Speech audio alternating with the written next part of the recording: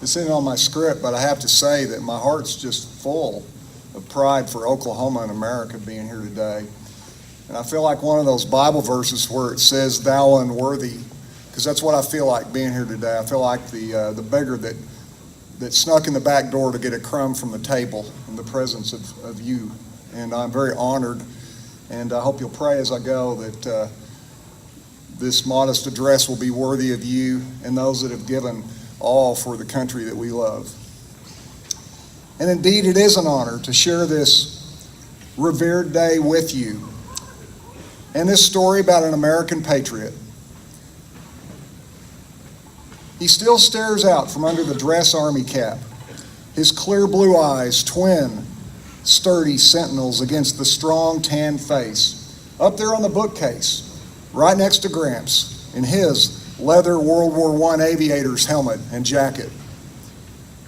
Partially blind since childhood in one eye and nearly deaf in one ear, he tried once, twice, thrice to join the Army, only to be rejected each time. Though Americans were dying bloody deaths all over the world in the early 1940s, we weren't yet desperate enough to take men with one good eye and one good ear. Finally, after a year of bitter, tearful frustration, he sauntered into an Oklahoma City recruiting station one day for a fifth time. When the sight test came, he switched from his bad eye to his good in the nick of time. Or was it? He ever after suspected that the physician recognized him from all of his previous attempts and let him pass through just because the 19-year-old wanted so badly to go do his part for his country. His country being his family and friends and the civilization that had given him all that he had. Perhaps you've heard some of the names, faraway names to us, as we watch our ESPN, take our vacations, play our golf and video games, and do our shopping. Titles of John Wayne movies and destinations of special discount travel packages. New Guinea, Leyte, Tarawa. In other old pictures, you can see the thick, full head of curly blonde hair with which he left the States. In the pictures after the war, he usually wears his Stetson to cover the head that was bald when he returned 3 years later. During those 3 years, he caught malaria that periodically flared up on him the rest of his life. He got strafed by Japanese Zero fighter planes. He lost good friends, and he never forgot the sight and stench of those Pacific Island battlefields. But unlike many of his fellow soldiers and his Oklahoma high school buddies, he did come back to America's new morning.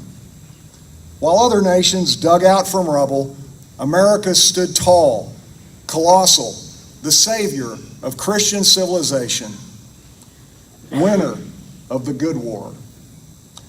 He married a tall, raven-haired beauty working in American Airlines. He sired 2 sons, and he never spoke of the good war. He began to build his own furniture business. He built a new home. He loved his young family. He had all the world before him and everything to live for. But alas, not every American that the Japanese, Germans, and Italians killed died on a Pacific beach or in a European wood. One bright morning in the morning of his and America's life, he walked to the bathroom and fell, stricken with a heart attack. In the presence of his wife and 2-year-old son, his 6-week-old son was asleep in the crib. His life ebbed away. She remembers him trying to speak, but he could not. He was 35 years old, tall, square-jawed, and barrel-chested. And the doctors said that had they learned earlier of the importance of good dietary choices, he might well have lived a longer life. But they admitted also that World War II and those beaches and those diseases and the loss of those young friends took him too, as they took many others of that generation before their time. A different generation, that. So who was he? Johnny. a handsome soldier and a yellowed portrait, a flowing pen addressing letters with unpronounceable Pacific postmarks to his dad, whom he always called Maestro, a good, tough businessman, according to his attorney and estate executor, Ed Yates, who built the Highland Park Cafeteria dynasty in Dallas, a father who bought an unusually high amount of life insurance on himself, which helped fund a college education 20 years later for his first son, and ran out the very week the boy graduated from OU with a journalism degree. He wore a Stetson and liked a good Cuban cigar. He was a husband who gave his wife the happiness in less than 6 years of marriage that few experience in a lifetime. And he was the man who pointed out the stars to me, though I cannot remember that now. He was gone too soon, and I've wished so many times I could have known him for a little while, known my father, this man for whom everyone that knew him says was such a fine man. If you've seen the film Captain America, the First Avenger, including Steve Rogers' many attempts to enlist in our World War II Army, perhaps you now know why John Adams Dwyer will always be my Captain America. I used to say he was gone in God's time. But as I look back over the lives of those three people who were in the house when my dad passed from his earthly life, I see now that he was with us always, still is, in ways he himself would have been so surprised to learn. How his wife raised two often rebellious sons by herself, loving them every day of her life, but teaching them his example every day of our lives. Teaching us never to quit, young people, even when it hurts or bleeds, while crippled herself with rheumatoid arthritis and other ailments. How she regained the belief in God through her husband's, my dad's, patient, loving example, a belief she had lost when her beloved older sister, who was her closest friend, died in childbirth. How we sons, though we have no conscious memory of our father, reflected his patience and long suffering in not giving up on our own children, nor other people's at-risk children whom we mentored.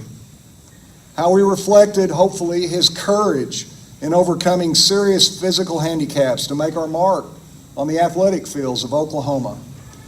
How we reflected his determination in fighting through the psychological trauma of his loss to serve our families, our customers, our communities, and our churches. How we reflected, best as we could, his patriotism by influencing our own children and other folks, including in the classrooms where we've long taught, to love the America where their fathers died, the land of the Pilgrim's pride. How I, perhaps partly in that ceaseless quest of the fatherless for his father, oddly enough found mine through the heroes risen up off the pages of my own historical novels, my history books of our state and nation, and now the novel Mustang, which appears to be a tale of World War II, but is actually, I realize now, my love letter to the greatest generation, who preserved and passed on to us fortunate ones, through the sacrifice of their blood, their treasure, their sacred honor, the America that we love. An America unlike any nation before, an America which nearly the entire world now seems to be trying to invade just to be a part of. So Johnny Dwyer, grandson of a teenaged Irish immigrant who came over on a boat by himself and had to change his name from O'Dwyer just to get work. Johnny Dwyer, son of an Oklahoma pioneer. You won, Dad. You didn't give up your future. You bequeathed it to your sons and daughters and theirs for safekeeping. You gave us something far greater than wise instruction on how to live. You gave us the example of a valiant life actually lived. And here we are more than 60 years later in an entire splendid wonderful new city and community, Enid and the surrounding Chisholm and towns, Garfield County, they know your name, Dad, and they know what you and your buddies did. And we shall all pay it forward, sir, for the land you love so well. Thank you, Enid and Garfield County, for helping keep his name and all those on those walls over there alive so that they can continue lighting the patriot path forward for us.